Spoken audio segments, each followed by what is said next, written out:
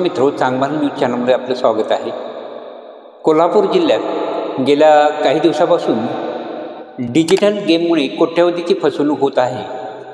राजारामपुरीत 3.5 कोटीची फसवणूक झालेली आहे, तर जुना राजवाडा पोलीस ठाण्यात जवळजवळ 8 कोटीची फसवणूक झालेली आहे. आणि आता ऑनलाईन गेममुळे एका शेतकऱ्याचे जवळ 5 लाख रुपये हडप झाले. साधारणतः या तालुक्यातील राधानगरी तालुक्यात एक साध्या शेतकऱ्याने म्हशीसाठी 7 लाख रुपये बँकेत साठवले होते.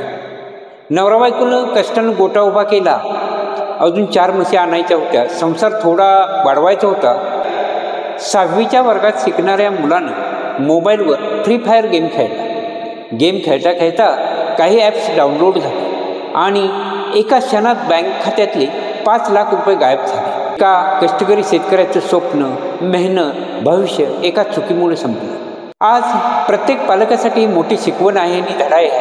मुलांना मोबाईल देताना सावध राहा. बँक खात्याशी लिंक असणारा मोबाईल लहान मुलांच्या हातात देणं किती घातक ठरू शकतं हे या घटनेवरून आपल्या लक्षात येतं. सायबर पोलिसांनी तपास सुरू केला आहे, पण गेलेले पैसे परत येणार काय? कष्टाची पुंजी गेल्यावर नुकसान कोण भरून काढणार?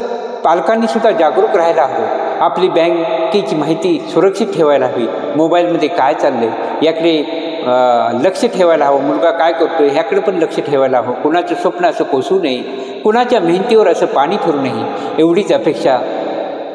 हा व्हिडिओ आवडल्यास चांगलं न्यूज चॅनलला लाईक करा, सबस्क्राईब करा. हा व्हिडिओ शेअर करायला विसरू नका. धन्यवाद मित्र.